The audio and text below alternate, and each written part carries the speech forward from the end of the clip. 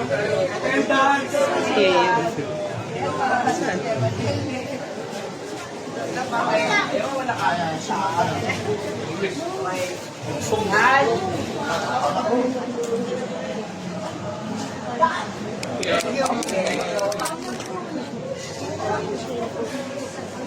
pa kayo, ma?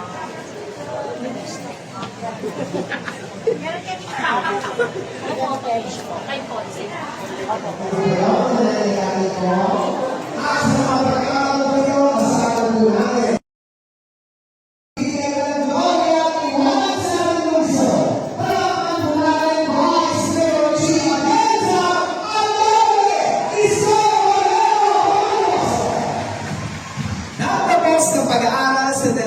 University bilang Political Science, major in Governance. Ang kasalukuyang direktora ng Kababaihan ng Maynila at siyang magpapatuloy ng programang Buhay ng Maynila na sinimula ng kanyang mama, ang ating magiling at mahusay na alkalde, Mayor Lito Atienza.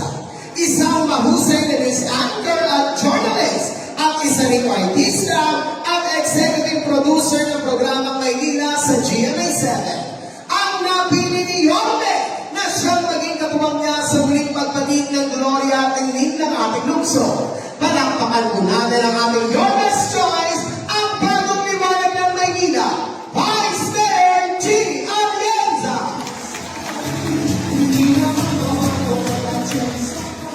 Magandang hapon po sa inyo lahat. Kamusta po kayo?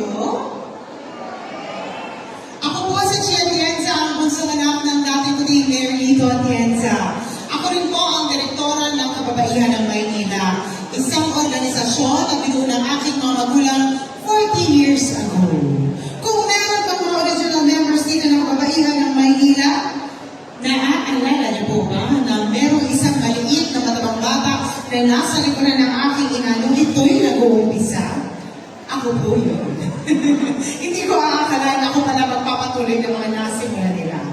Pero kagaya po ng aking kapatid na si Kuya Kim, kilala niyo po yun? Tayo-tayo lang naman. Yung totoo po hindi ko kayo isusuko. Sino po ang mas gwapo? Si Kuya Kim o si Ali? Hindi mo po sasabihin kay Kuya Kim. Pero kagaya po na aking kapatid na si Kuya Kim, ako rin po ay nasa telebisyon bilang isang broadcast journalist. Ngunit sa totoo lang po, ang pangarap ko sa aking buhay nung ako'y bata pa ay maging isang misyonaryo. Ngunit hindi po yun na isang katuparan. Kaya binitbit ko na lang ang puso ng misyonaryo kung saan mang karera niya ako dinala. At nung ako ay naging isang broadcast journalist for 7 years, ginawa ko ang misyon na kunin ang kwento ng mga kababayan natin na patiwanan sa laylayan ng lipunan at dinala ko po ang kanilang hinagin sa aking programa. Ngunit sa totoo lang po, pag-ikot ko dito sa tundo, nakita ko, hindi pala kailangan lumayo dahil ang ating mga kababayan na merong hinaingin, minsan nasa barangay nyo. Minsan nga, kayo mismo yun. Minsan meron kayong isang maliit na hiling sa gobyerno na alam naman natin kayang masolusyonan. Ngunit, nakita ko na kahit ano palang iiyak natin, kung ang gobyerno ay hindi po marunong makinig sa tao, ika nga ni Yorme, nakakain para tayong lahat. Kaya nung tinanong niya ako kung maaari niya ako maging katambal, ang inisip ko, hindi na lamang ako magiging boses at may magagawa na rin ako. Nakita ko ang mga nanay at tatay, mahal na mahal niyo si Yorme. Tama po ba ako? Ngayon lang po ako nakita ng senior citizen ng 10 taon ang hindi tumatayo at nakasakay sa kanyang wheelchair. Nung makita si Yorme, bigla na lang tumayo at tumalaw at sumigaw na, bumalik ka na. Sabi mo, marunong gumawa ng iba lang si Yorme. At nalaman ko rin, kayo pala mismo ang nagtatanggol kay Yorme pag meron paratang na binabato sa kanya ang kabilang kampo. Kaya sabi ko, bakit pa mahal na mahal niyo si Yorme? Nalaman ko, nung siya ay alkalde ng Maynila, kumakatok ang gatas na ensure sa inyong mga bahay. Tama po ba ako?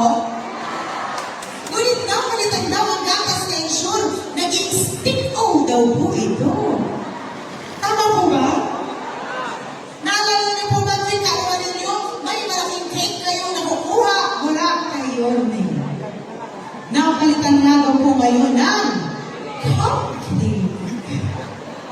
Ang sabi ng taga-ibang distrito, naging cookies. Naalala niyo rin po ba yung pagbibigay ng 500 pensyon?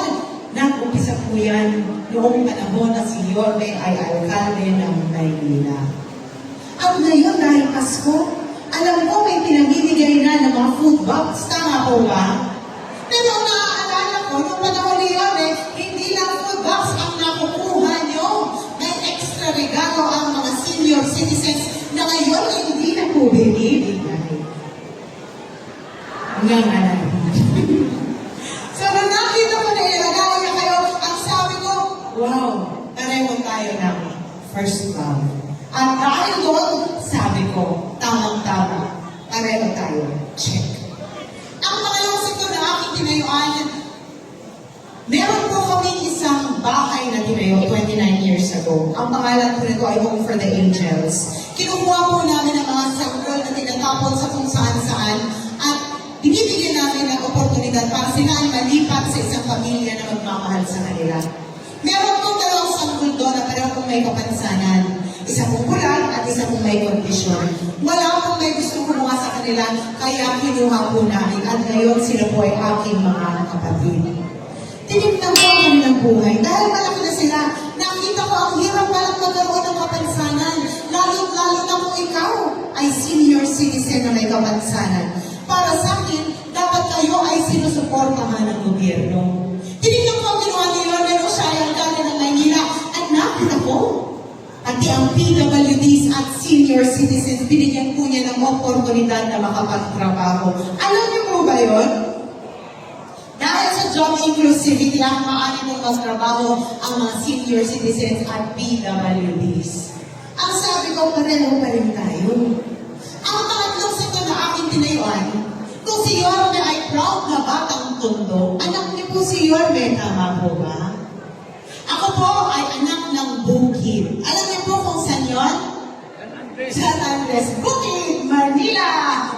Marami po mga Muslim sa aming barangay at dahil doon sila po ay aking tinayuan rin at ipinaglaban ang kanilang mga hinaing. Tinignan ko ang ginawa ni Yorme siya ay alkalde ng Maynila at nakita ko, pati ang Muslim community, inalagaan at minahal niya. Siya lang po ang alkalde na nakapagpagawa ng Islamic Cemetery at Manila Muslim Affairs. Ang galing di po ba? Sabi ko lahat na lang ng mahal mo rin. Kaya mahirap kayo makita. Okay lang po dito, ha? Mas gusto ko kasama kayo. Ang layo ko dun eh. Okay lang po?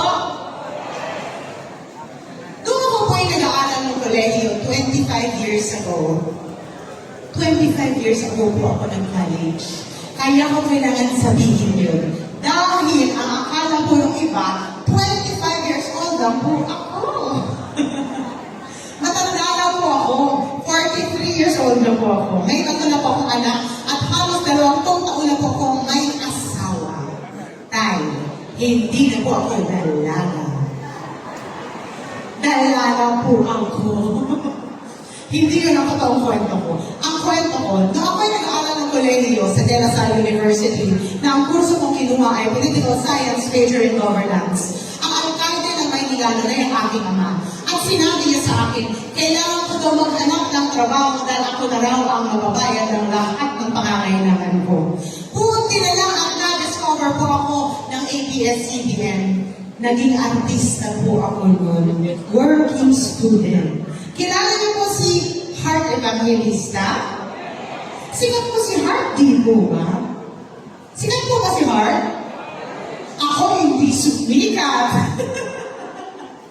Pero okay lang. Dahil para sa akin, kaya ako pinadaan ng Panginoon doon para malaman ko ang kalagayan ng mga LGBTQ plus community. Nakita ko hindi rin po patas ang kanilang panlaban. Meron pa rin pong diskriminasyon. At dahil po, siniko ko po ang kanilang hinaing sa aking programa. Tinignan ko kung pinakal ni Yorme ang LGBTQ plus community. At nakita ko, pati ang LGBTQ plus community, inalagaan niya at ginahal niya. May grupo nga po siyang Bedsheets of Manila. Kaya sabi ko, Diyos ko, lahat na lang ng mahal ko, lahat ng pinaglaban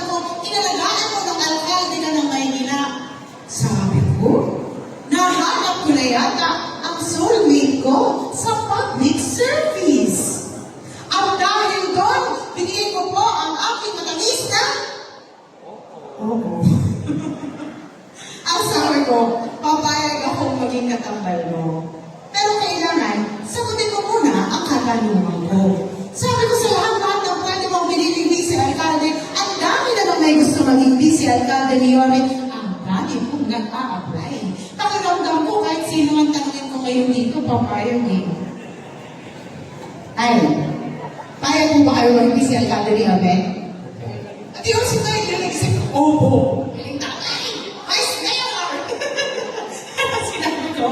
Bakit ba ako ang pinili mo? Ang sagot po niya, dahil kilala kita bata ka pa lang. Nakapagtapos ka ng political science major in governance. Panahon na yung ama ay alkalde ng Maynila. Maaari ka naman pumasok sa mundo ng politika, ngunit sa halip pinili mong maging isang misyonaryo. Isinigaw mo ang hinaing ng mga kabataan nung ikaw ay bata pa. Isinigaw mo ang boses ng mga ina nung ikaw ay naging ina. At isinigaw mo ang boses ng ating mga kababayan na napag-iwanan sa laylayan ng ipagpuna nung ikaw ay naging broadcast journalist. At dahil doon sabi niya, ang gusto kong katambal ay isang tao na marunong makinig at may puso para sa mga Manilenyo. At dahil ako rin po ang direktora ng kababaihan ng Maynila, 40 years po namin sinusulong ang livelihood training para sa mga Manilenyo na gustong matutong tumayo sa kanilang mga paa. Sa paglilingkod ko dito sa mundo, ang sakit po sa puso na makita ang mga lolo at lola na hanggang sa kanilang edad, hinahayaan nilang maluto ang kanilang mga katawan sa ilalim ng init ng araw at ng ulan para lang mag-uwi ng kakapiranggot na pera para masuportahan ang kanilang mga pamilya. Para sa akin, dapat ang gobyerno inaalagaan, inaalalayan at kahit kailanman hindi sila dapat sinasaktan. At ang ating mga kababayan na nawalan ng pag-asa sa buhay dahil sa hirap na tinamasa nila, dapat mabuhay mo ng pag-asa sa pamamagitan ng livelihood. At nung sinabi sa akin ni Yorme na susuportahan niya ang livelihood para sa mga Manilenyo, ang sagot ko po sa kanya, ipaglalaban kita hanggang sa dulo ng mundo dahil naniniwala ako na ikaw ang karapat-dapat na alkalde dito sa lungsod ng Maynila.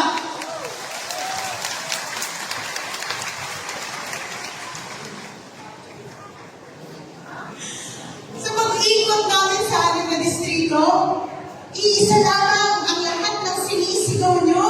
Ano nga po yun? Ibalik yun eh! Alam ko, kakibat ng sigaw nyo na bumalik na si Yorme dahil nagnanais sa inyong mga puso na kumatok muli ang pagmamahal ng gobyerno sa inyong mga bahay at buhay. Gaya nung natamasa nyo nang siya ay alkalde ng Maynila. Gusto nyo, mga lolo, lola, na maramdaman na kayo pa rin ay napakikinggan ng gobyerno at sila ay may malasakit pa rin sa inyo. Alam ko rin na ninanais nyo na sa nalalagay taon na nandito kayo sa mundong ibabaw, gusto nyo maramdaman ang pag-aaruga ng isang gobyerno na nakikita ang inyong mga puso at hinain. At kung balang araw, lilisanin nyo ang mundong ibabaw. Alam ko gusto nyo mag-iwan ng isang gobyerno na magiging mas maganda pa sa gobyerno na nasilayan nyo para sa inyong mga anak at mga apo. Huwag po kayong mag-alala. Dahil babalik na po si Yorme Isko Moreno Tumagoso.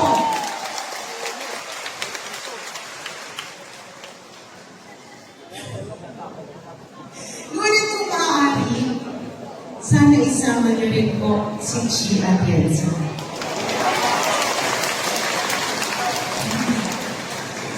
Ang trabaho po ng vice alcalde ay maging presiding officer, maging ina ng konseho, gumawa ng mga batas, polisiya, programa na dapat angkop sa pangangailangan niyo. Kaya kung maghahanap kayo ng isang vice alcalde balang araw, dapat maghanap kayo ng isang tao na sensitibo sa inyong boses at marunong makinig sa inyo. Kung meron akong isang bagay na kaya ko ipagmalaki sa aking sarili, bata pa lang po ako, isinisigaw ko na ang boses ng mga kababayan ko na umiiyak dahil walang gobyernong nakikinig sa kanila. Palang araw, kung ako ay gawin yung katambal ni Yorme, hindi na po iiyak ang aking mga lolo at lola dahil alam namin ang inyong mga hinaing at kayo ang aming magiging prioridad.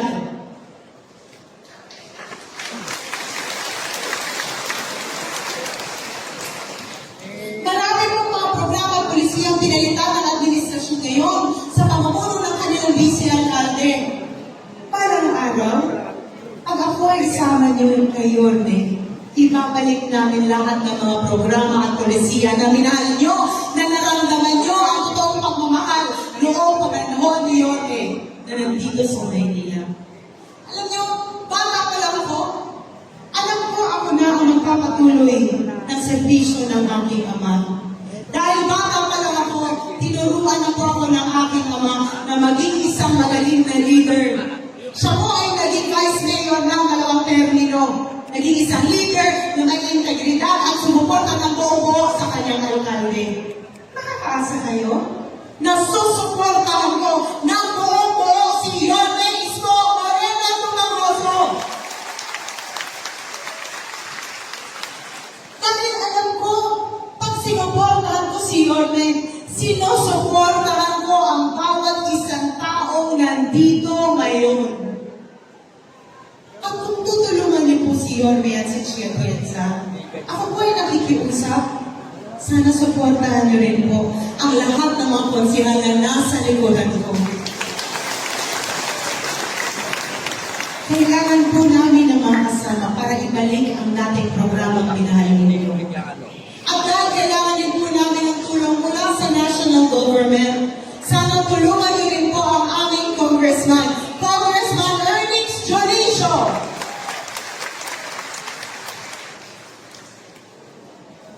At dahil bago ako umalis sa kahit na anong distrito, hindi po ako umaalis nang hindi nag-iiwan ng alaala.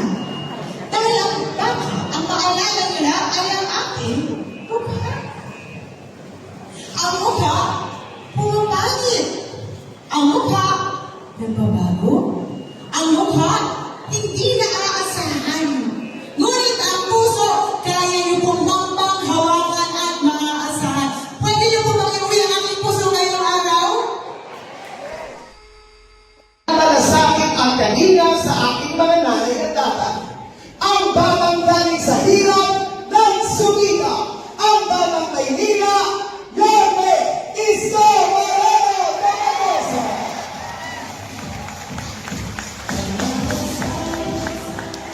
Hi! Hello! Tingnan nga natin kung gising pa kayo. Doon sa Kodli. Hi! Hello!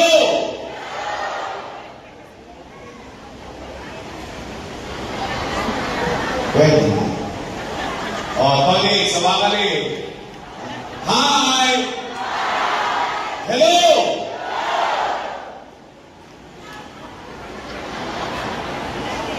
Dapat ano kaya itong namba?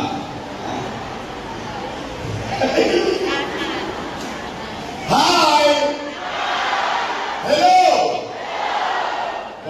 Gising na gising ang mga lolo at lola ko, mga nanay tatay ko. Taas na kamay, taas na kamay. Magandang umaga. Good morning! Maraming salamat sa inyong lahat, mga nanay, tatay, mga lolo at lola ko, sa pagtubon ninyo sa aming pamilya. Babalik na ako.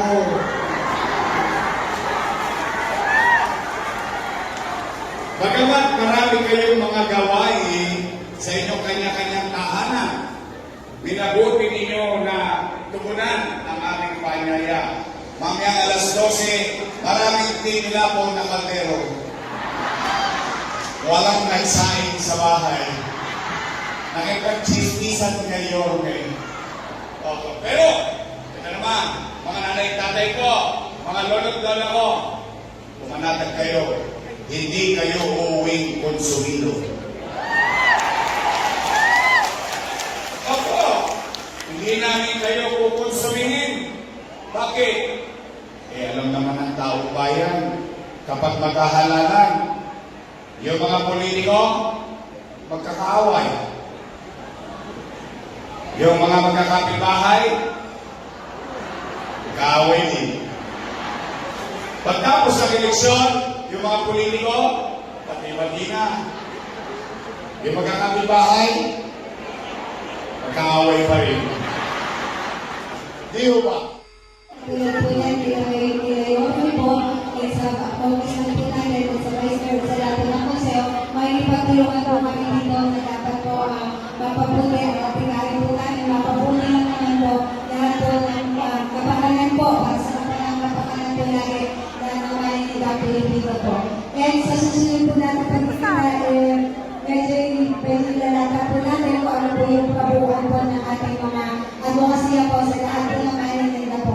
Muli po, magpapasalamat po ako sa lahat po ng nandito ngayon. Magandang umaga po sa mga aqua vendors dyan. Magandang umaga po. Muli po, magpapasalamat po ako sa ating napakasipag noon pa man hanggang ngayon. Alam po natin yan, ang ating yung na ating Yone, Isko Moreno po. Salamat po talaga kayo. Mula noon, sinusuportahan niyo na po talaga kami. And alam naman natin kung gaano mas galing na mayor po si Yorme, paano siya kasipag.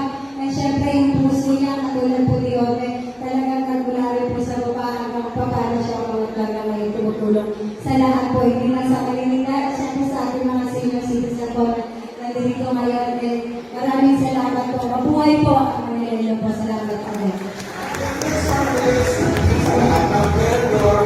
Maraming salamat po muli ang magiging boses ng bawat Pilipinong Manila, ang number 67, Vendors Party List. At syempre, hindi naman po si Ma'am Marilo ang kasama po namin sa kantan. Ang bibigay po, ang magbibigay natin ng mensahe para din po natin, ang nag-iisa, ang napakaganda, palakpakan po natin, Diwata!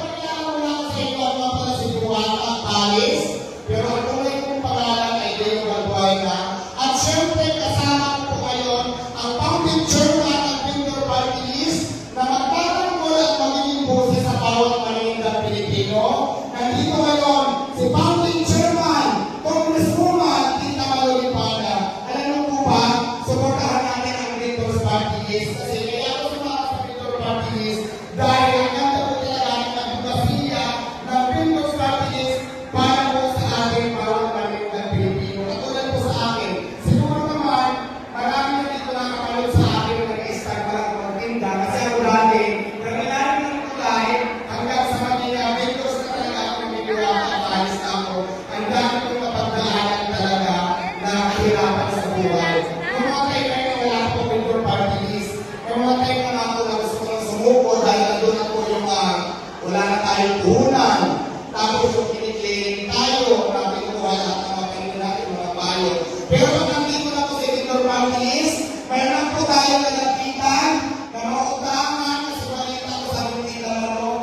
Pag may Victor's Party List na, ay magbibigay si Tita Malo ng puhunan sa lahat ng mga Pilipino na maunti lang yung tubo. Kaya naman isa yun sa pinakamalaking factor sa ating mga mga Pilipino. At syempre, kung tayo ng Tita Malo, yung karapatan natin bilang isang mga Pilipino. Halimbawa po, nandiyan tayo yung titinda sa hindi nila ng Kristo. Nandito si Tita Malo para alalayan pakitama po tayo lahat. At malalapitan natin sa ating mga problema sa bawat